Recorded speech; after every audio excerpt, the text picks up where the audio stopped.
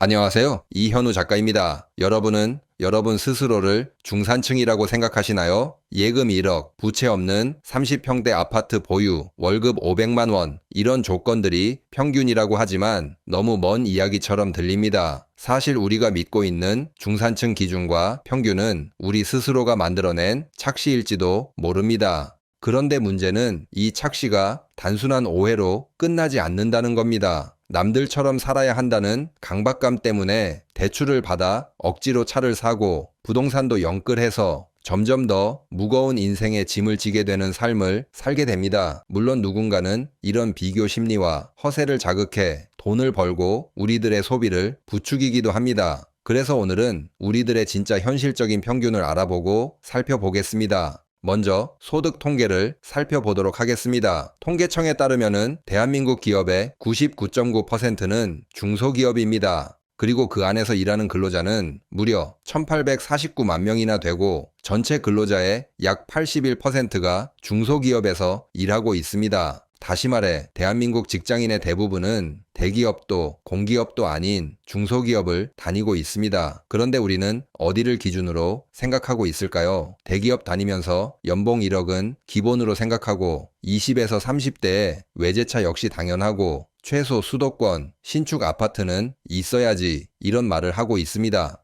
하지만 이런 조건들은 평균이 아니라 예외입니다. 정말 억대 연봉을 받는 사람은 전체의 극히 일부이고 근로자의 94% 이상은 그런 삶과는 거리가 멉니다. 게다가 더 놀라운 건 2023년 기준으로 대기업 일자리는 4만 곳이나 줄어들었고 중소기업 일자리는 15만 곳이 늘었다는 사실입니다. 대기업 일자리는 사라지고 있고 중소기업에서 계속 생기고 있는 상황이 우리의 진짜 현실입니다. 현실은 중소기업인데 우리의 기대치는 대기업 기준으로 잡혀있는 사회에서 박탈감이 시작됩니다. 그리고 어쩌면 많은 사람들이 뒤처진다고 느끼고 불행하다고 느끼는 진짜 이유도 바로 여기서 시작됐는지도 모릅니다. 그렇다면 통계청 기준 진짜 중산층 소득을 알아보겠습니다. 통계청 기준 중위소득은 연 2,998만 원으로 중산층은 연 소득 1,499만 원에서 4,497만 원 사이로 정의됩니다. 대한민국 사람들의 62%나 되는 사람들 소득이 이 구간에 위치해 있습니다. 월 125만 원에서 375만 원 사이 소득이면은 통계청 기준으로 정확하게 중산층입니다. 10명 중 6명은 이 정도 소득을 벌고 있습니다. 그런데 왜 사람들은 나는 아직 멀었어. 우리 집은 그냥 하위층이지. 이렇게 느낄까요? 그 이유는 간단합니다. 우리가 비교하는 기준이 현실이 아니라 SNS, 언론, 유튜브 속의 상위 5% 소득이기 때문입니다. 그래서 우리는 실제로는 중간에 있음에도 불구하고 늘 부족한 사람처럼 느끼게 될 수밖에 없습니다.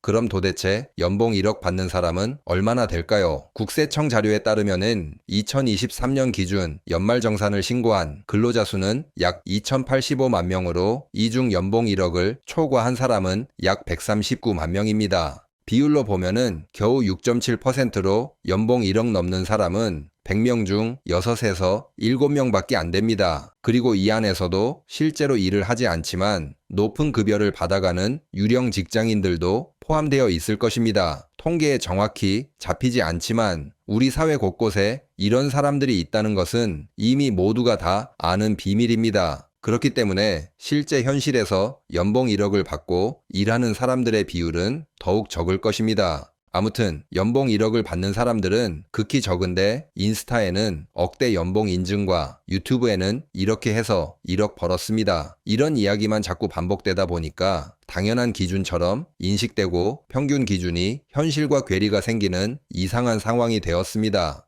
요즘 사람들은 SNS를 통해 남들의 인생을 하루에도 수십 번씩 들여다봅니다. 그런데 그 사진들과 영상들이 모두 진짜일까요? 사람들은 보통 자신이 잘한 일, 성공한 순간, 즐거운 경험만을 SNS에 올립니다. 실패한 날, 불안한 감정, 망한 월급날 같은 건 거의 올라오지 않죠. 누구나 하루에 수십 번 실패하고 예상치 못한 지출에 놀라고 통장 잔고를 보며 한숨 쉬는 순간이 있습니다. 그런데 그런 건 전혀 공유되지 않기 때문에 나만 힘든 것처럼 느껴지는 것이 사실입니다. 그럼 이런 질문이 생깁니다. 요즘 사람들은 왜 이렇게까지 비교에 예민해졌을까요? 오히려 소득 수준은 올라갔는데 왜 예전보다 더 불행하다고 느끼는 걸까요? 그 배경에는 하나의 키워드가 있습니다. 바로 SNS, 그 중에서도 인스타그램입니다. 인스타는 2010년 출시된 이후 2012년 페이스북에 인수되면서 국내에서 본격적으로 알려지기 시작했습니다. 그리고 2014년을 전후로 스마트폰 보급률이 급격히 오르면서 인스타는 패션, 뷰티, 여행 중심으로 퍼졌고 자기 삶을 꾸미고 보여주는 플랫폼으로 자리 잡았습니다.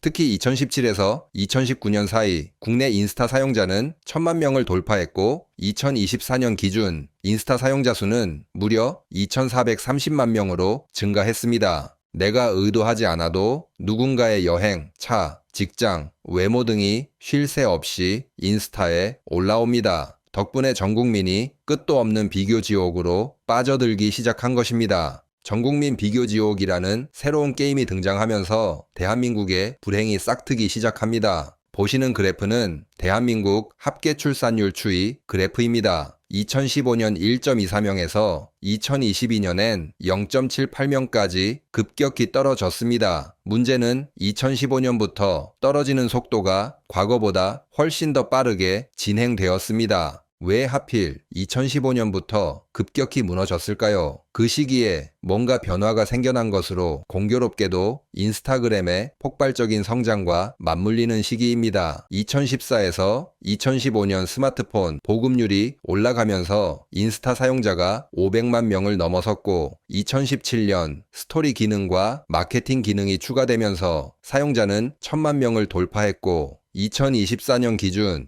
2430만 명을 돌파했습니다. 유럽 여행, 호텔 웨딩, 고급 외제차, 신축 아파트, 고급 육아용품, 사교육 경쟁 등 전 국민이 비교 지옥에 빠지기 시작하면서 그게 평균 같고 내 삶은 항상 부족한 것처럼 느껴지기 시작한 것입니다. 그래서 결혼과 출산율이 급격하게 하락했다고 생각합니다. 물론 인과관계가 증명된 것은 아닙니다. 아직은 아무도 이런 현상을 공식적으로 연구하진 않았지만 인스타가 평균을 높였다. 그래서 결혼과 출산이라는 허들을 높였다. 라는 생각은 모두 공감하고 계실 것입니다. 그리고 여기 또 하나 의미심장한 통계가 있습니다. 2015년을 기점으로 우리나라 가계부채가 폭발적으로 증가합니다. 2013년 5.1%였던 가계부채 증가율이 2016년에는 무려 11.6%까지 치솟고 폭발적으로 증가하기 시작합니다.